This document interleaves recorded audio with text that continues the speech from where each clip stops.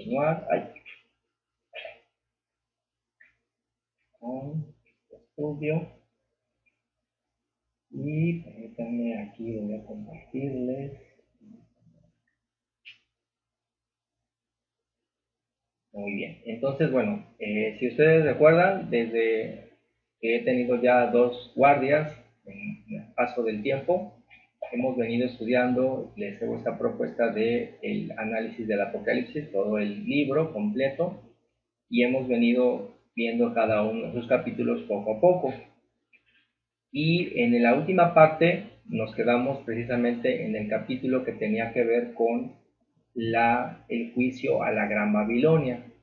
Y aquí es donde yo les comentaba acerca de, a ver dónde está, es del capítulo 17 al 18, ¿sí? Que es el juicio a la Gran Babilonia. Ahora, si ustedes recordarán, en esta propuesta que están ustedes llevando conmigo, estamos leyendo el Apocalipsis, pero les estoy dando esta sugerencia que para este análisis cambie el orden de los capítulos, porque si ustedes observan, bueno, empezamos primero con el capítulo del 1 al 3, que son las cartas que Jesús ordena que se escriban a las 7 iglesias. Después del capítulo 4 al 5, que es la visión del trono del Señor y el Cordero inmolado, que empieza a abrir los libros y los sellos.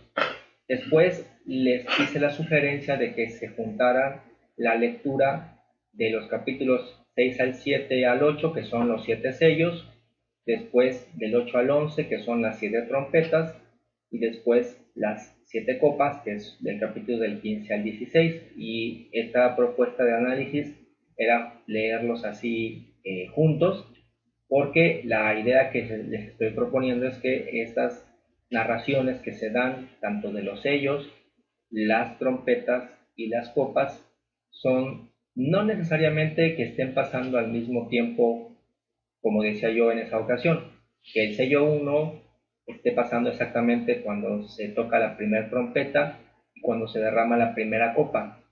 No quiero decir eso, pero sí me parece, al menos esta propuesta que les hago a ustedes, que todo esto viene sucediéndose más o menos de manera, si no simultánea, pero sí, digamos que es como en el mismo bloque de tiempo, ¿sí?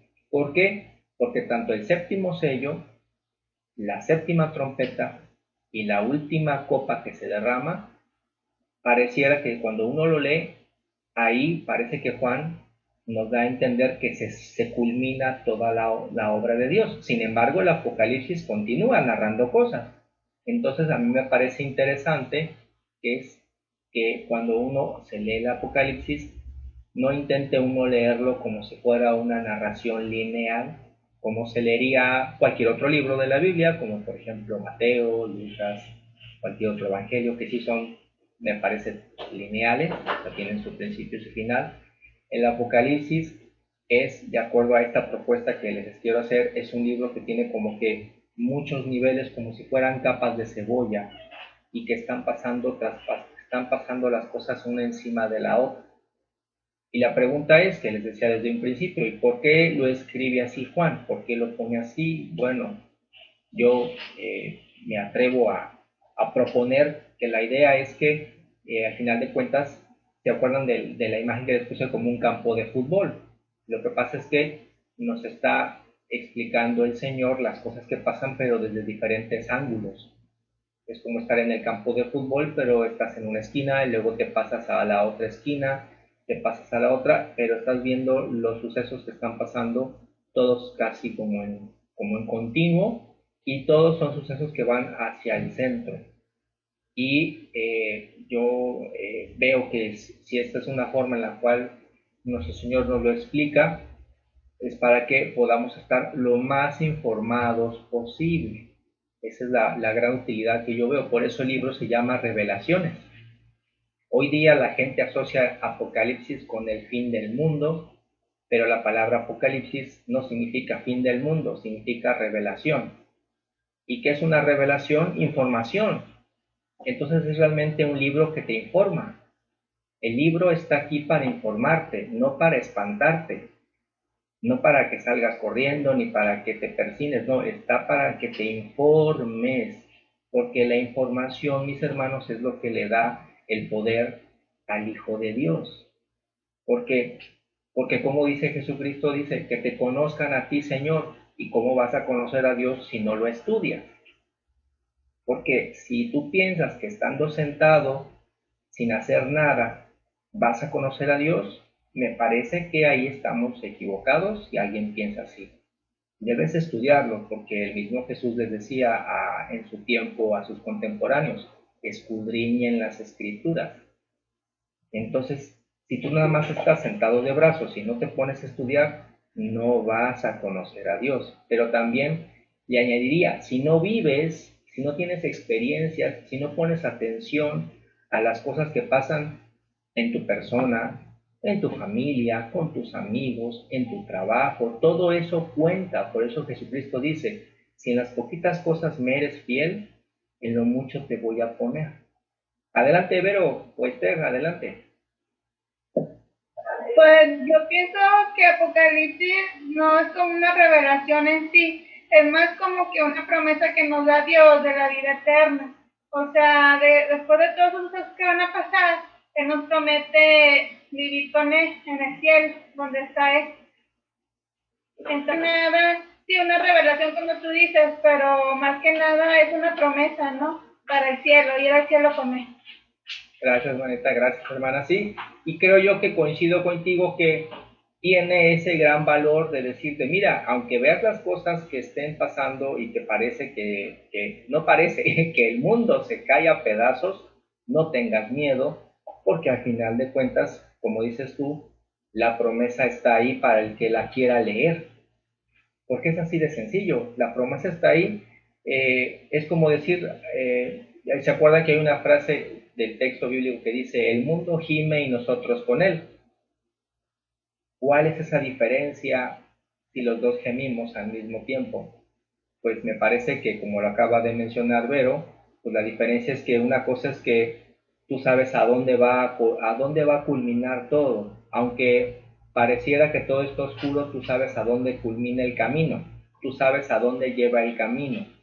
Entonces, aunque vas como en una montaña rusa en la oscuridad y sientes, porque vamos en el mismo carrito, quiero que se imaginen esto, vamos en una montaña rusa. Imagínense que fuimos a la feria de Chapultepec o al parque que ustedes quieran. Y están en una montaña rusa y venimos los mismos en el carro. Toda la humanidad viene en el carrito. Y vamos sintiendo las bajadas y las subidas.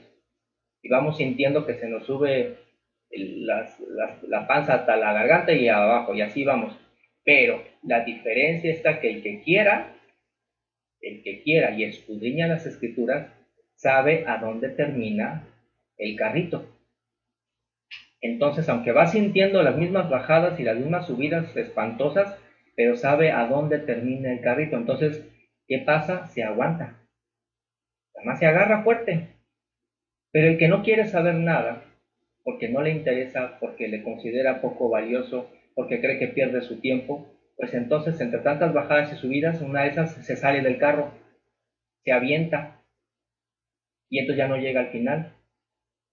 Y esa es la única diferencia. La información está ahí y es el que la quiere agarrar para que pueda informarse y ver y mínimo hacer un juicio de qué es lo que le va a pasar. Entonces, bueno, haciendo este resumen, llegamos entonces a esta parte de la Babilonia y ahora quiero destacar, mis hermanos, que por favor siempre recuerden que lo que yo aquí expongo son ideas que son de mi análisis y si en algún momento ustedes sienten que hay una idea contraria a la que yo expongo, por favor anótenla así al momento que se les ocurra para que luego cuando yo haga la sección de preguntas ustedes la puedan exponer, porque eso está bien, mis hermanos, no necesariamente, y yo no pretendo nunca que ustedes piensen igual que yo.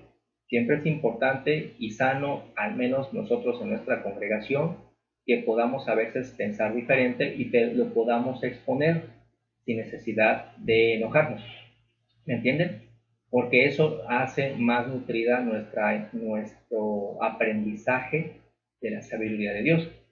Entonces, mientras yo vaya avanzando, si les ocurre algo, siempre tengan a la mano lápiz y papel para que lo puedan notar, porque pues yo me sigo de largo y ya después lo puedan ustedes exponer. Porque, por ejemplo, cuando hablaba aquí de la Babilonia, que fue el capítulo que hablé sobre la última vez, les decía yo esta idea de que el análisis que yo veo de quién es esta mujer, qué representa esta mujer, esta gran Babilonia. Y les decía yo que representa, en este análisis que hago, es esta fusión de los poderes del gobierno humano, ¿sí? Fusionado con, decía yo, las falsas religiones. Porque, de hecho, a mí me gustaría que una vez que termine de hacer todo este recorrido del Apocalipsis, yo les voy a hacer también como un resumen de qué lecciones aprendí de hacer este análisis, qué cosas descubrí yo en particular de haber leído el Apocalipsis de esta manera. Y ya ustedes podrán también decirme las que a ustedes se les haya ocurrido, ¿no? Y una de esas es esa, porque siempre he podido ver que nuestro Señor Dios, siempre estamos, nosotros desde que somos pequeños y vamos creciendo, vamos aprendiendo que siempre tenemos, vamos, hay muy pocos lugares en la tierra en donde se puede decir que la gente viva en paz y en armonía 100%. Y tiene que ver mucho porque precisamente la forma en que nos gobernamos a nosotros mismos, no necesariamente todos estamos de acuerdo. Y aparte, siempre podemos observar a través de la historia porque está ahí. Por eso me gusta mucho cuando la Biblia dice, las cosas invisibles de Dios se pueden entender por las cosas que están hechas. Entonces, algo que a mí, yo, como en particular, le he dado crédito a la sabiduría que he leído de la Biblia, es que al menos yo he podido ver que son cosas que veo todos los días, no son cuentos pues así, no son cuentos fantásticos, porque lo veo. Veo que efectivamente nosotros como personas siempre estamos en esta prueba de, bueno, ¿y cuál es el gobierno que corresponde? ¿Y cuál es, digamos, como decían bien mis hermanos la vez pasada, cuál es la religión? Porque puedo yo entender que nuestro Señor cuando nos hizo en la tierra no nos puso una religión. Nunca dijo, nosotros hoy sabemos que no, bueno, yo en lo particular, cuando me preguntan, digo así, yo no tengo religión, pero soy cristiano, ¿por qué? Porque creo en las palabras del Cristo. Y Cristo significa Mesías. Acuérdense que la palabra Cristo es la traducción al griego de Mesías. Y Mesías, Mesaya, que es, me parece que así es como viene en el hebreo, es un enviado de Dios.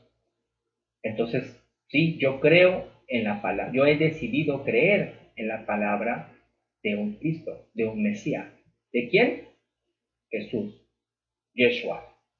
Creo en él.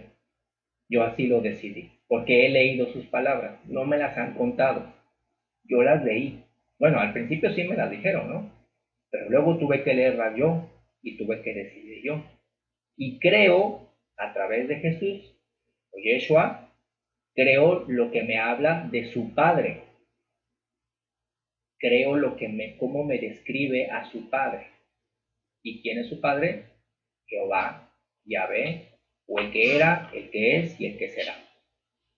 Eso es yo en particular así contesto cuando me preguntan qué eres, porque a veces siento que como que me quieren una etiqueta, o sea, ¿qué etiqueta tienes?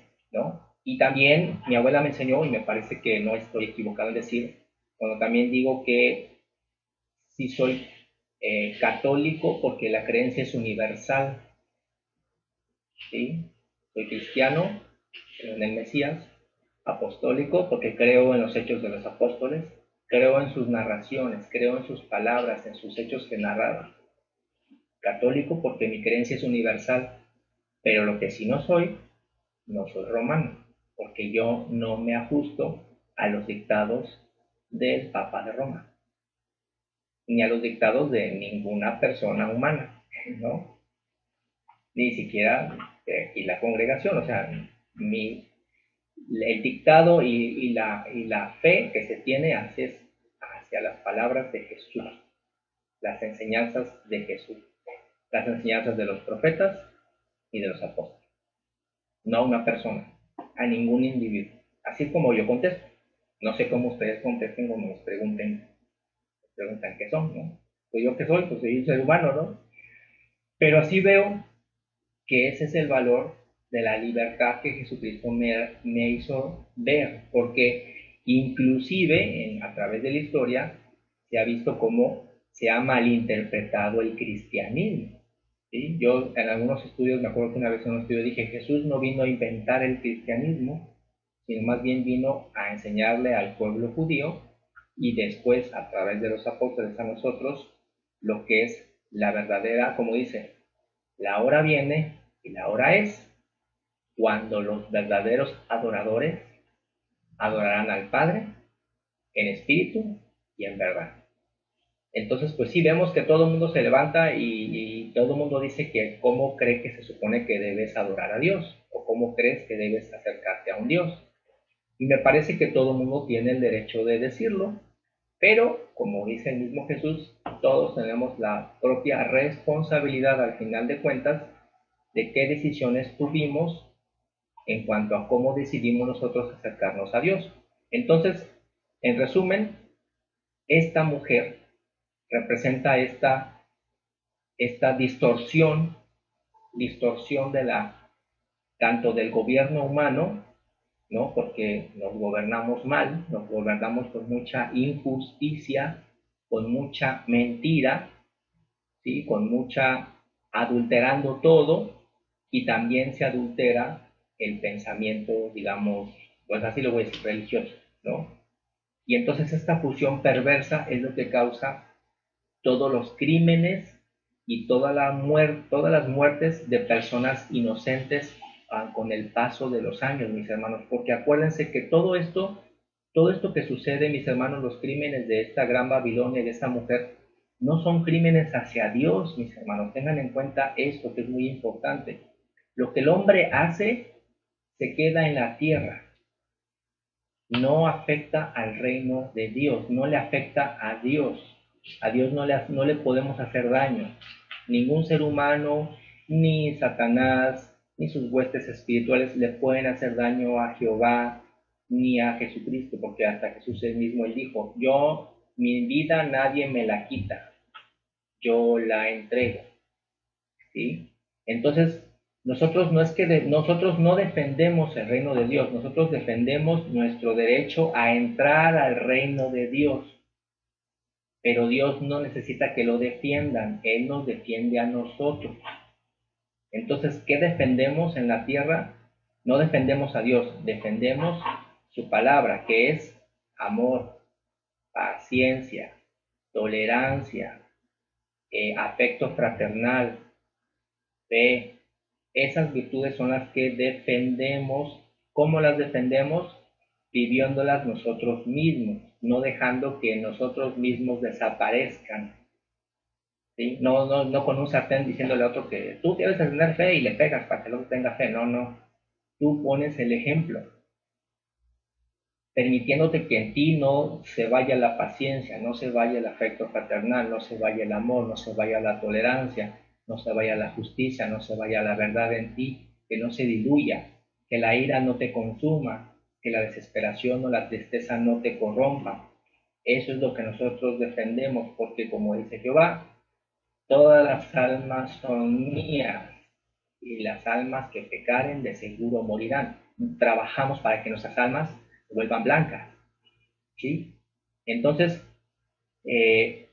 cuando a veces veo y escucho que se refieren como si fueran a defender a Dios, no, pues a Dios no nadie lo va a defender. Él nos defiende a nosotros a través de su palabra. Y en ese juicio que le hace a la gran Babilonia, aquí por ejemplo se acuerdan que decía yo que todo siempre comienza con una persona, todas las naciones, todos los imperios, México, Estados Unidos, Canadá, la antigua Roma, el mismo pueblo israelita, todos comienzan con la persona. Todo acto de amor que ustedes hacen, mis hermanos, ustedes, por muy sencillo que parezca, es un gran acto que ayuda a la salud de nuestra alma y de nuestra nación, ¿sí? Porque se multiplica por la persona, por la familia, por los pueblos, por las ciudades, las naciones y los imperios. Entonces, Bueno, voy a irme más rápido porque esto ya lo vimos. Aquí hablaba de cómo se corrompieron los reinos. Aquí les expliqué cómo, de acuerdo a la historia antropológica, nos dicen cómo el hombre ha evolucionado en sus creencias, ¿sí? Y aquí simplemente yo lo que destacaba era que eso lo hablaré en otro estudio, que indudablemente la palabra que hoy nosotros tenemos en nuestras manos es una palabra que sobre todo nos ayuda a nosotros en nuestra era, en nuestro tiempo. Es como dice él, como decía Jesucristo, es como esa vela que alumbra mientras amanece. Pero sobre todo es importante entender que es para nuestra era. Aquí, por ejemplo, estoy marcando que precisamente después del primer siglo de la era cristiana, ¿no? Aparece ahora sí que la labor de los apóstoles, y hasta después de 1000 años, 1500 años después, es cuando vienen, por ejemplo, las acciones de Martín Lutero, que eventualmente eso permitió que con el paso de los años tuviésemos la Biblia traducida a nuestros idiomas, en español, ya no como en los tiempos de mi abuela, que cuando ella era joven y iba a la iglesia católica, le leían todo el sermón en latín y no entendía absolutamente nada, ¿sí? Entonces, quiero destacar eso porque yo en esa ocasión simplemente la idea que comentaba era que de todos modos para Dios no hay acepción de personas, y cuando a alguna persona que nosotros le hablemos y ponga en tela de duda, porque luego eso es lo que pasa, es lo que por eso yo decía esto, te dicen, no, es que ¿para qué leo la Biblia si no la necesito? Bueno, es que en nuestra era, en el tiempo que nosotros estamos, es la única herramienta, ya no hay otra. O sea, no hay otra que vas a buscar, no hay otra que puedas encontrar, es la única que está allá, que realmente te puede guiar hacia las cosas tal y como son, de nuestra era. Porque tal y como en esas mismas escrituras del Antiguo Testamento leemos y del Nuevo, para Dios no va a haber acepción de personas. Porque entonces también es importante, y esto lo hablaré en otro estudio, decir que, bueno, y todos los siglos y miles de años que han pasado antes, en donde esta palabra, este libro como tal, esta Biblia así como está, no existía, ¿qué va a pasar con esas personas? Bueno, eso déjaselo a Dios, eso se encarga a Dios. Tú no estás viviendo en esas épocas antiguas, tú estás ahora en el 2021 y tienes a tu alcance la Biblia traducida en todos los idiomas que quieras. Está en todos los formatos que quieras, en electrónico, impreso, letra grande, letra chiquita, está en audiolibro. Ahora sí que si tú nunca la leíste, ¿qué pretexto vas a decir? ¿Qué pretexto vas a dar? Tú que estabas viviendo en el 2021, ¿sí? Muy diferente va a ser al que vivió 100,000 años atrás. Hablamos aquí en Veracruz, la gente que vivió aquí en Veracruz hace 500 años, no tenían Biblia. Y eso no quiere decir que de ahí no vaya a salvar Dios a las almas. Tú no vas a decir, todas las almas que vivieron hace 500 años en Veracruz están perdidas, porque no leían Biblia. No. No, tú ocúpate de la época que te tocó vivir. Y a los que les tocó vivir en esa otra época, déjaselo a Dios. Ahí, luego les vuelvo a poner el texto donde precisamente dice eso Pablo. Dice, Dios no hace excepción de personas. Va a juzgar igual a todos. ¿Sí? Pero bueno, voy a profundizar eso después. Y ahí que hablaba de que todas las virtudes de Dios se dejan ver en todas las filosofías del mundo. Bueno, entonces ahora nos vamos al capítulo 14. Primero leímos el 12, que es el dragón y la mujer, después el de las dos bestias, y yo les metí ahí lo que fue el capítulo 17 y 18, que es el juicio a la Babilonia, y moví para más atrás, por así decirlo, el capítulo 14, que es el que vamos a leer ahora, ¿sí? Entonces dejamos ahorita ya la Babilonia y ahora sí, concentrémonos en Apocalipsis 14. ¿Qué es lo que nos dice Apocalipsis 14? Ahora fíjense, es muy interesante. Y aquí es donde vuelvo a insistir del por qué no necesariamente se debe leer como si fuera una narración lineal, porque aquí pareciera que se contradice si lo piensas leer de forma lineal. En el capítulo 14, de manera resumida, nos habla de estas cuatro ideas. Uno, nos habla de Jesús y los 144,000 sellados. Dos, nos habla de que el evangelio de Jesús, se predica en toda la tierra, que es algo que hoy ya vemos que pasa, hoy ya es una realidad. Fíjense que es interesante ver que cuando ese libro se escribió, eso no era todavía una realidad, ¿eh? No sé si sea importante que hagan esa idea. Cuando en su momento Juan escribió estas palabras en la isla de Patmos, en ese momento el Evangelio de Jesús no se conocía en la tierra. Lo conocían, bueno, los conocían los que estuvieron con los apóstoles, ¿no? Las personas que fueron evangelizadas en las 7 iglesias de Asia, pero no en toda la tierra. No como hoy vemos que sí es una realidad. Vean cómo nos está tocando vivir esa parte del Apocalipsis. Hoy ustedes son testigos de esa parte. Tan solo vean lo que hace Rocío, que ella en sus audios expone pasajes bíblicos. Y cómo no nos ha dicho que la oyen hasta en Timbuktu, ¿o no? La oyen hasta Turquía y Uzbekistán y no sé en dónde. Hay alguien habla español y la oye. Ah, bueno, pues vemos cómo se está. Como eso, hoy lo estamos viendo. No nos lo están contando. Pero es importante ver que en ese tiempo cuando se escribe eso no era una realidad. ¿Sí? Otro, advertencia de la caída de Babilonia y la señal de la bestia. Aquí nos advierten cuál va a ser el destino de aquellos seres humanos que se vuelvan cómplices. Y aquí es importante que destaque esta palabra, cómplice. Cuando tú eres cómplice lo haces porque quieres, no porque te obligan y no porque te mienten, no. Lo haces porque quieres. Los cómplices de la bestia y que reciben su señal porque así la quisieron, ahí nos dicen qué les va a pasar, ¿sí? Para que nosotros seamos advertidos de que nosotros mismos no nos convirtamos en cómplices. Y por último, la idea que culmina el capítulo 14 es cuando Jesús comienza, ahora sí, la vendimia de la tierra. ¿Sí? Ok, entonces comencemos. Es Apocalipsis 14 del 1 al 5. Esther, ¿me lo quieres leer? Apocalipsis 14 del 1 al 5. Adelante, Esther. Mamá, ¿y si lees Apocalipsis? Apocalipsis 14, 14 del 1 al 5. Apocalipsis 14 del 1 al 5. Yo no entendí. Ahorita se lo leo. Apocalipsis 14 del 1 al 5. ¿Del 1 al 5? Del 1 al 5. Sí, 14 del 1 al 5. Después miré y he aquí el Cordero estaba en pie sobre el monte de Sión y con él 144,000 que tenían el nombre de él y el de su padre escrito en la frente. Y oí una voz del cielo como estruendo de muchas aguas y como sonido de un gran trueno.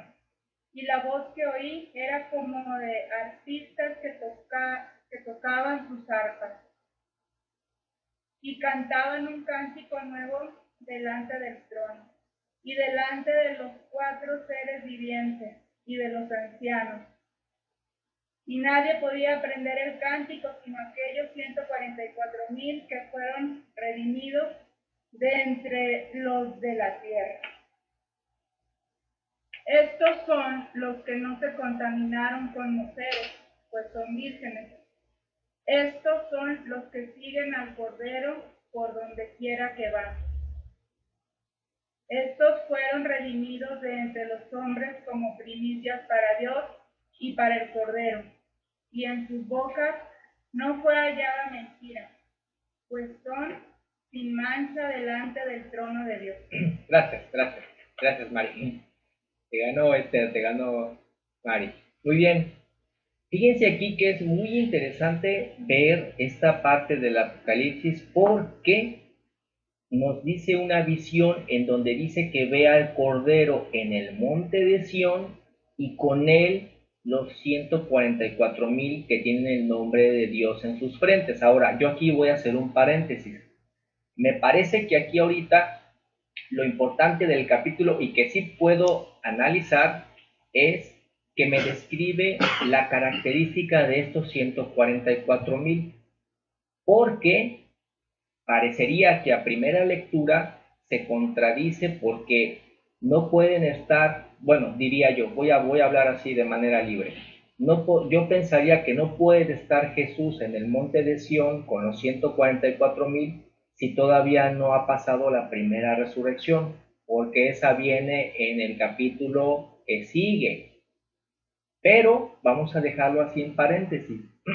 Tal vez para analizar después por qué aquí pareciera que Juan pues dice que Jesús está en el monte de Sión, pero espérame, ¿cómo va a estar en el monte de Sión si primero tiene que venir en su gloria con sus ángeles, con trompeta de poder para levantar y que pase la primera resurrección?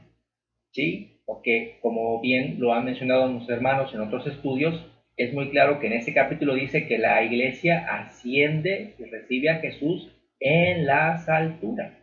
Claro, aquí es donde entonces me parece importante destacar que hay elementos dentro de la narración del Apocalipsis que al menos yo, por ejemplo, aquí ahorita escapa a mi interpretación, lo que dice el capítulo 1, perdón, el versículo 1, ¿sí?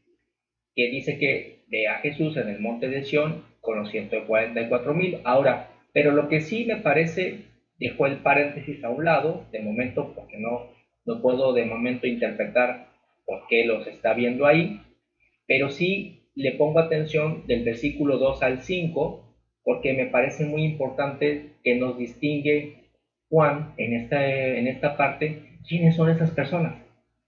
Digo, no sé quiénes son de nombre, pero hay algo muy importante que nosotros podemos sacarle provecho a eso, que dice que, ok, nos habla de esta gran majestad, de este nuevo himno que se está cantando y que solamente este himno solamente lo saben cantar ellos y Jesús. Y dice que son comprados de entre la tierra, ¿sí? Porque son primicias. Pero luego viene una parte muy bonita que dice, estos son los que con mujeres no fueron contaminados porque son vírgenes. Ahora, aquí voy a hacer una interpretación particular, ¿sí? Ustedes podrán estar de acuerdo, podrán decir si creen que a eso se refiere Juan, o a lo mejor podrán decirme que piensan que es otra idea. Me parece que aquí lo que Juan se refiere no es propiamente que se hayan casado o no se hayan casado, sino me parece que siempre, al menos en Apocalipsis, cuando se refiere a la figura de la mujer, yo lo asocio que siempre está asociado con la figura de una iglesia, de una fe. Entonces, cuando yo veo aquí que dice que no se contaminaron con mujeres, yo lo que veo es que tuvieron un pensamiento íntegro de la sabiduría de Dios. No anduvieron divagando, como dice en otro versículo bíblico, que como las olas que van de un lado para otro divagando y nunca siendo firmes en el conocimiento de Dios. ¿Sí me entienden? Bueno, al menos esa es la idea que yo les expongo a ustedes y les quiero proponer que eso es a lo que se refiere. No tanto un celibato físico, sino me parece, mi propuesta es que está hablando ahí de que fueron fieles a lo que aprendieron. O no sé si decirlo de otra manera, no andaban metiéndose en todas las iglesias, no andaban metiéndose, ahora, hoy creo que soy mormón, ahora soy testigo de Jesús, no, ahora soy testigo de Jehová, no, ahora soy católico, no, ahora soy chamán, no, ahora soy judaico, no, ahora soy, porque nunca, ninguna crees que es, ninguna es la que, o sea, ¿sí me entienden? Ninguna, nunca hayas, siempre estás metiéndote en una, en otra, y en aquella, en aquella. Entonces me parece, al menos les voy a esa propuesta que es a lo que se refiere esta parte. Adelante, Polita o Ricardo. Pero acuerdo a nuestro hermano David y exactamente lo que tú estás diciendo, así lo aprendí con él y lo he confirmado, ¿no? Porque realmente no se refiere a algo, como dices, al celibato, no, eso no puede ser. Pero sí andar de un lado a otro sin tener una firmeza en conocimiento, porque en todas las iglesias, bueno, en sí, en las iglesias y en los templos, todos va a haber errores, porque el error está en nosotros, no en nuestro Señor Jesucristo. Entonces nosotros seguimos a Jesucristo, no a Saúl, no a Ricardo. ¿Nos sirve? Claro que sí, porque nos extienden el conocimiento, porque nos apoyan, porque de esa manera, por ejemplo, nos sirve reflexionar, pero la verdad, estamos viviendo a Jesucristo. Entonces, esa es la firmeza que debemos tener, y no de acá para ir para acá, porque es como una traición. Me dicen, es lo mismo en la iglesia católica, ¿no? La misma enseñanza, es mucho, muy diferente. Y en las iglesias hay gente que tiene, inclusive de la iglesia católica hay gente honesta, que el Señor tendrá misericordia de ella en su momento, o quizás en este momento, no lo sé, si se apega a las cosas de Dios, pero no te enseñan lo que nosotros. Claro, claro.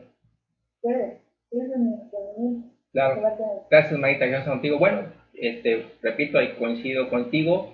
Obviamente, vuelvo a insistir, este es un análisis que hago, que les expongo a ustedes, y obviamente todo es ahora sí que está siempre a escrutinio y análisis más profundo, pero ahora sí que tengo que atreverme a decidir algo, ¿no? A decidir la interpretación, y así es como veo que se refiere, porque también, digo, puedo... aquí lo que me está gustando de este estudio que estoy dando es que luego de aquí puedo sacar muchos más otros estudios para profundizar en esta idea. Pero ahorita, para no desviarnos mucho, vuelvo a insistir, creo que a eso se refiere, ¿no? A personas íntegras que no andaban simplemente, como dice bien nuestra hermana Polita, siguiendo a personas, porque a veces lamentablemente es lo que pasa, ¿no? Nosotros de seguir a un predicador carismático, a un predicador guapo o guapa, ¿no? Al que habla bonito, o al que se viste bonito, al que huele bien, no, sino, dice aquí, ellos se ve que hay una integridad en ellos, siguen al Cordero, por donde quiera que fuera, no se dejaron comprar, no se dejaron ellos pervertir. Y dice, y vean que es muy bonito porque dice el 5 y lo confirma, dice, en sus bocas no ha sido hallado engaño, porque ellos son sin mácula delante del trono de Dios. Y entonces yo algo que veo que es muy positivo de esta lectura de estos versículos es que nosotros, yo no sé si nosotros podemos estar, bueno, no, más bien no, porque no somos de la tribu, ninguna de las tribus de Israel, ni de Benjamín, ni de, bueno, yo me llamo Benjamín, pero yo no soy de la tribu de Benjamín, no somos de la tribu de Rubén, ni de ellos, pero podemos aprender de ellos esa característica, y creo que eso es algo valioso de leerlo, ¿no? Lo estás leyendo, bueno, tal vez tú no estés en estos 144,000 sellados, pero ellos simbolizan esta primicia.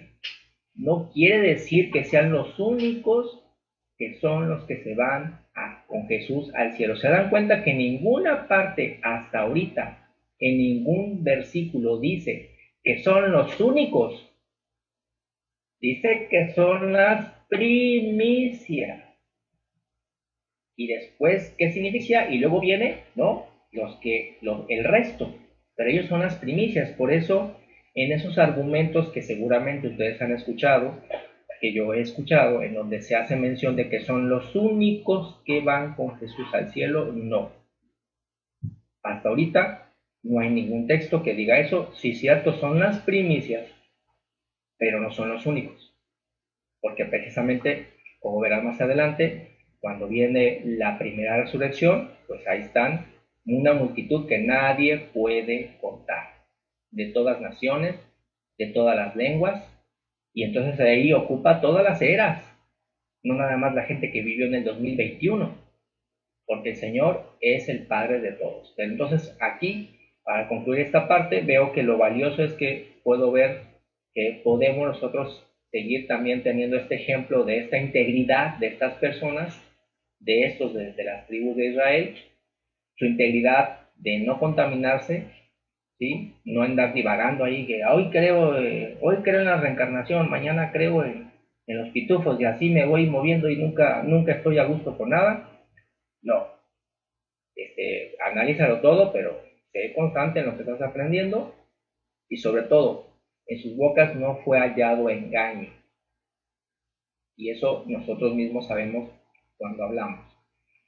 Y pues bueno, voy a parar aquí porque si no, pues nos vamos a quedar incompletos con la siguiente parte. La siguiente que analizamos primeramente Dios el domingo es, bueno, está cortito, es cuando del capítulo del 6 al 7, ahí en el 14, cuando ahora sí dice que vio Juan un ángel que tenía el evangelio eterno para predicar a los que moran en la tierra a toda nación, tribu, lengua y pueblo. Y entonces aquí vuelvo a insistir, véanse qué interesante es que cuando esto se escribió, eso no era una realidad. Cuando eso se escribió, cuando Juan estaba escribiendo esa parte, eso no era una realidad. Y hoy vemos que eso ya es una realidad. Porque la Biblia está en inglés, en español, en portugués, en griego, en todos los idiomas. Y está en internet, gratis, para todos. Y está en audiolibro.